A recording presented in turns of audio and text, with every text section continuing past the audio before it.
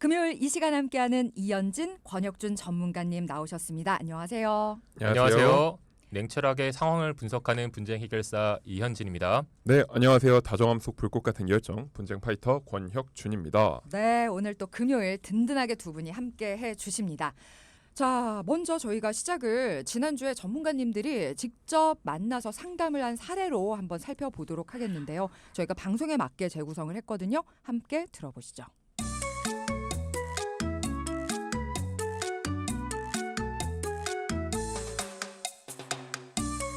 안녕하세요. 저는 30대 후반 주부입니다. 어린 두 딸과 남편 그리고 저 이렇게 네 식구의 보험 점검을 해보고 싶은데요. 저희 가족 총 보험료는 약 70만 원 정도입니다. 많으면 많고 적으면 적다고 판단되지만 보험으로 혜택을 적지 않게 보면서 살아왔습니다. 그런데 남편 사업이 조금 어려워지다 보니 현재 보험료가 조금씩 부담스러워져서 보험료를 줄여야 될 때가 왔나라는 생각이 들더라고요. 저희 가족도 도움을 받을 수 있을까요? 네, 오늘 사연자분은 30대 후반 주부시고 일단 4인 가족의 보험료가 한 달에 70만 원 정도 나오신다.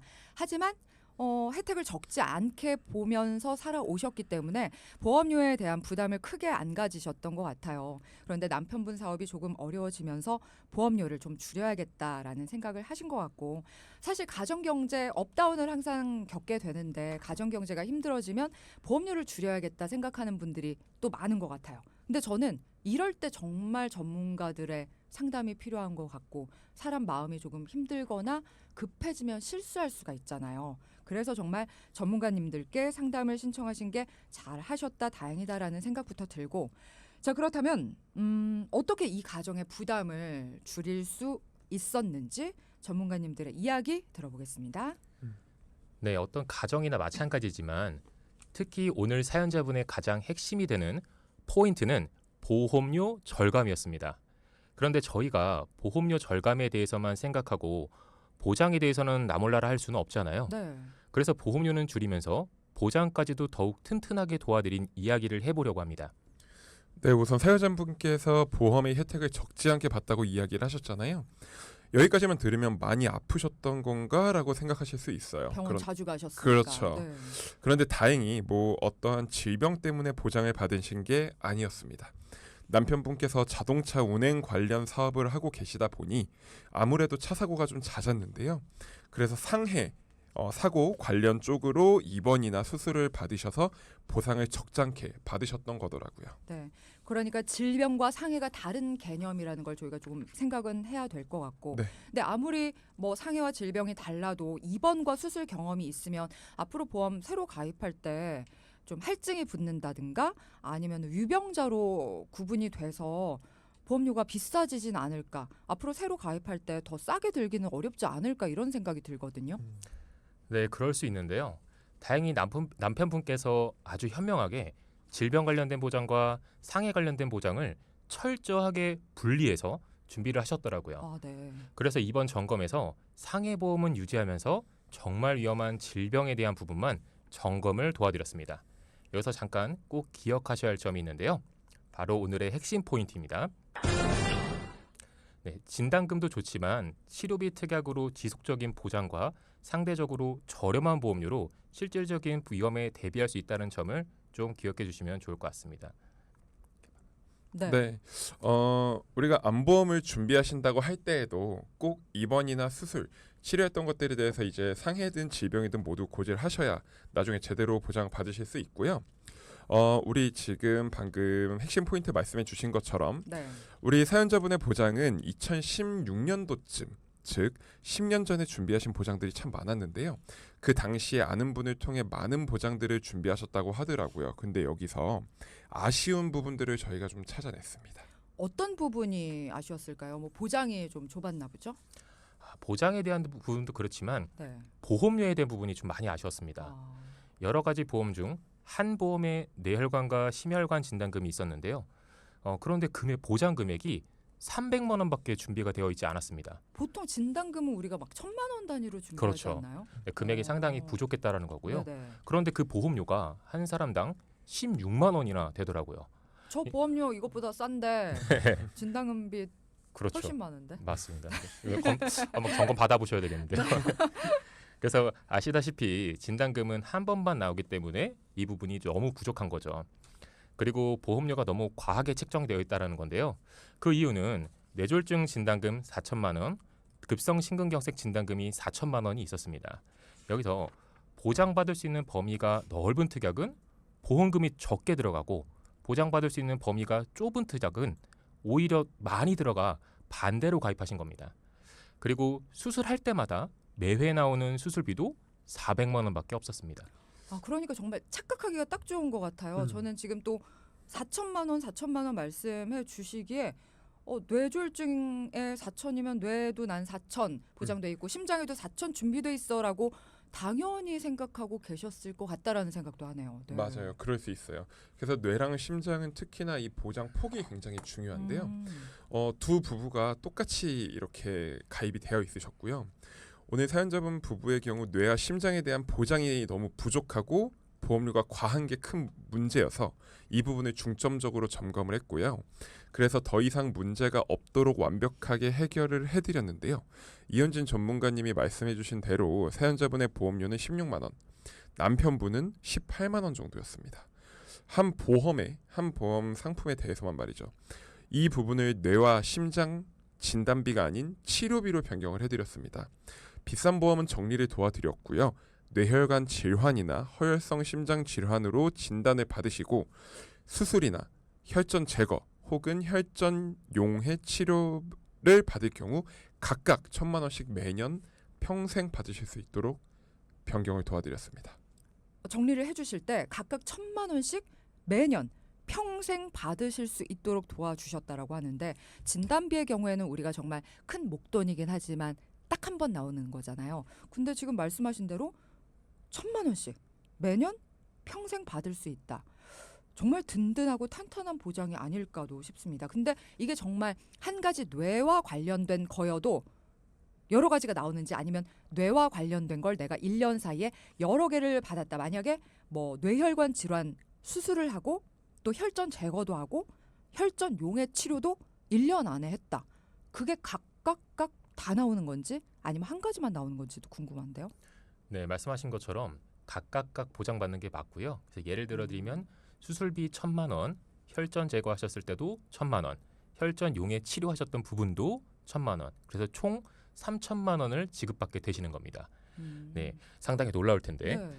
만약 기존 보험이 있었다면 700만 원만 지급받고 끝나는 거였습니다.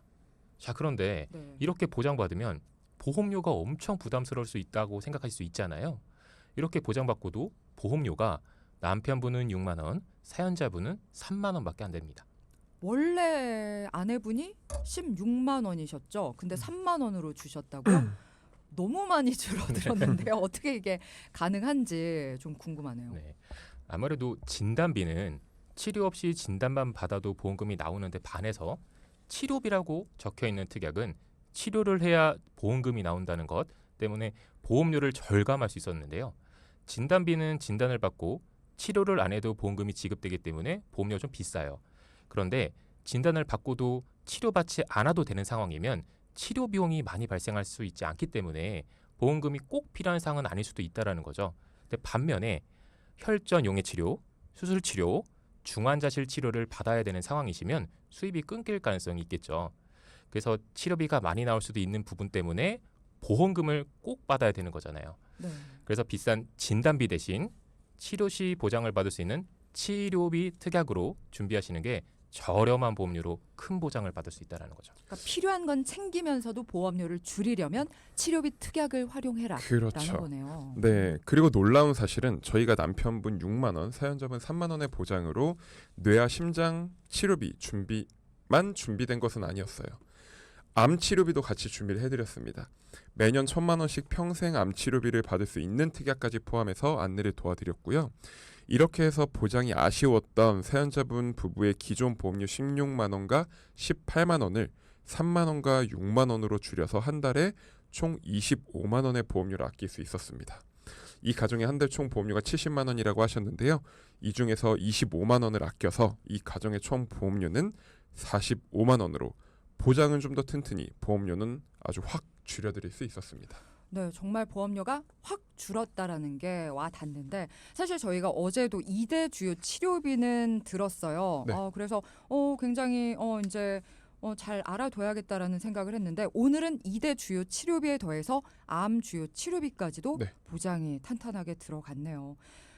그동안의 진단비에 비해서 치료비 준비는 약간 소홀하게 생각했던 것 같아요. 항상. 근데 오늘 이제 함께하면서 치료비 준비의 중요성을 좀 알게 된 것 같고 치료 자체도 요즘엔 정말 비싸졌고 또 맞아요. 반복적으로 또 여러 가지 치료를 동시에 아까 말씀하셨듯이 네. 그 제가 언급했던 게 여러 가지를 한 번에 하는 분들이 대다수인 거잖아요. 네, 용에 네. 녹이면서 뭐 제거도 하고 수술도 하는 분들도 많기 때문에 중복적으로 다 보장이 된다는 게 좀 마음이 놓이는 것 같고요. 그래서 오늘 알려주신 핵심 포인트 치료비 특약으로 구성을 하면 보험료를 줄이면서도 필요한 보장을 탄탄하게 받을 수 있다라는 걸 알게 됐습니다. 자, 이번에는 또 다른 사연자 분의 문자 질문 한번 살펴볼게요. 9223번님이 주신 질문인데요. 안녕하세요. 저는 얼마 전에 남편을 사고로 떠나보냈습니다. 남편이 가입해둔 생명보험이 있어서 그나마 작은 위로가 됐나 했는데 알고 보니 보험 계약자는 시어머니, 피보험자는 남편, 수익자도 시어머니였습니다. 보험금이 전부 시어머니에게 간다고 하는데 저는 아무것도 받을 수 없다는 이야기에 너무 황당했습니다. 이게 정말 맞는 건가요? 변경은 안 되는 건가요? 라고 문의를 주셨습니다. 네, 이런 사연 실제로 겪고 계신 분들이 정말 많은데요. 당사자로서는 무척 당황하실 수밖에 없겠죠. 답변부터 드리면 9223님의 지급받으실 수 없는 게 맞습니다. 아내분은 정말 남편을 잃으시고 뭐 마음도 정말 상심이 크실 텐데 이런 사실까지 알게 되시면 너무 힘드실 것 같아요. 아내분이 배우자인데 왜 우선권이 없는 건가요? 이 부분을 좀 이해하시기 위해서는 네. 보험의 3요소를 좀 아셔야 하는데요. 바로 계약자, 그리고 피보험자, 그리고 수익자입니다. 보험 상품에 가입을 하시다 보면 늘 나오는 이야기인데요. 매번 헷갈려 하시는 분들이 정말 많으세요. 우선 아셔야 할 점이 보험은 상속 우선순위 기준으로 보험금을 지급하는 게 아닌 수익자 기준으로 보험금을 지급하도록 되어 있습니다. 그래서 우리 청취자님이 받지 못한다고 말씀을 드린 거예요. 완전히 다르네요. 상속 우선권과는 전혀 다르다. 수익자 기준으로 돈을 받는다. 네. 와, 그래서 보험에서는 정말 수익자를 누구로 지정하느냐가 참 중요한 것 같네요. 다시 한번 동키 여러분들 위해서 정리를 해주시면 더 좋을 것 같습니다. 네, 아주 쉽게 한번 설명드리겠습니다. 네. 보험의 3요소, 계약자, 피보험자, 수익자인데요. 첫째, 계약자는 초기 보험료를 내고 계약을 맺는 사람입니다. 그리고 둘째, 피보험자는 보험의 실질적인 대상자를 얘기합니다. 셋째, 수익자는 피보험자가 사고 발생 시 보험금을 지급받게 되는 사람입니다. 네, 따라서 문자 질문에서 보면 시어머니가 돈도 내시고 수익자를 본인으로 지정을 해두셨기 때문에 아내분이 지급받지 못하는 거예요. 내 보험 혹은 가족 보험 중에 부모님에게 물려받으신 보험이 있다면 이런 부분들을 꼭 확인해 보실 필요가 있습니다. 이게 바로 보험 가입을 하실 때 반드시 계약자, 피보험자, 수익자 구성을 꼭 확인해야 하는 이유입니다. 네. 제가 사실 얼마 전에 돈키호테 진행하면서도 우리 집 사례를 한번 말씀을 드렸어요. 엄마가 본인이 55살 때 돈을 이제 뭐 환급 받으실 줄 알고 굉장히 좋아하시면서 알아봤는데 저희 언니가 55살이 돼야 엄마가 받을 수 있다는 거에 정말 실망을 하셨는데 근데 그런 저희 분들 많이 언니도 이제 계세요. 55살 되려면 한 10년 정도 남았습니다. 그것뿐만이 아니고 또 최근에 저도 제가 20살 정도에 엄마한테 이제 나 암보험 들어줘라고 해갖고 든 게 있어요. 그 당시에 꽤 비싼 금액을 뭐 매달 내고 들었는데 보장이 정말 작았죠. 그것도 최근에 알게 됐는데 그래도 너무 실망하지 말고 제가 만기 70세 때 아마 그 당시에 그 정도로 보험금을 냈으면 해약 환급금 같은 게 있을 거다. 알아보라고 하더라고요. 저도 또 이제 부푼 기대를 안고 그래 70세 때 나 돈 받아서 어디 가야겠다. 또 알아봤더니 수익자가 또 엄마로 돼 있더라고요. 엄마한테 말씀도 안 드렸어요. 그래서 정말 저만 해도 이런 사례들이 지금 뭐 단데 우리 동키 여러분들도 알아보시면 분명히 본인의 생각과는 잘못되어 있는 경우가 많을 것 같다라는 맞습니다. 네, 맞아요, 안타까운 맞아요. 말씀부터 먼저 드리고요. 아니 근데 이제 한 사람이 다 할 수도 있는 거죠. 계약자, 피보험자, 수익자 다 할 수도 있고 각각 다르게 지정도 그러면 지금 뭐 시어머니, 남편 이렇게 돼 있는데 다 달라도 되는 건가요? 네, 맞습니다. 그런데 이 부분에 너무 걱정하실 필요가 없는 게 여기서 가장 중요한 건 바로 수익자입니다. 그러니까 돈을 받는 사람인 거죠. 보험 가입 시 별도의 요청을 하지 않으면 피보험자와 수익자는 동일하게 가입됩니다. 그러니 직접 가입하신 보험이라면 별로 걱정하실 필요가 없겠지만 아까 말씀하신 것처럼 뭐 부모님, 계약자를 다르게 가입하신 경우라면 한 번쯤 확인하실 필요가 꼭 있는 거죠. 그 조합을 어떻게 설정했는지에 따라서 추후 보험금의 방향이 완전 달라질 수 있기 때문입니다. 그래서 가입하신 보험이 어느 정도 경과가 되셨다면 정기적인 보험 점검이 꼭 필요한 겁니다. 그리고 일생에 큰 변화가 생겼을 때 예를 들어 뭐 독립, 결혼, 출산, 뭐 이혼, 가족 간 상속 문제 등등 여러 가지 경우를 좀 고려하셔서요. 상황에 맞는 보험 구성을 하셔야 이렇게 갑작스러운 사고 시 유연하게 대처가 가능합니다. 네, 이렇게 생각과 다르게 보험 구성이 돼 있는 경우에 중간에 혹시 변경도 가능할까요? 변경은 당연히 가능할 수 있는데요. 계약자와 수익자는 변경이 가능하시긴 한데 문제는 피보험자는 변경이 불가능합니다.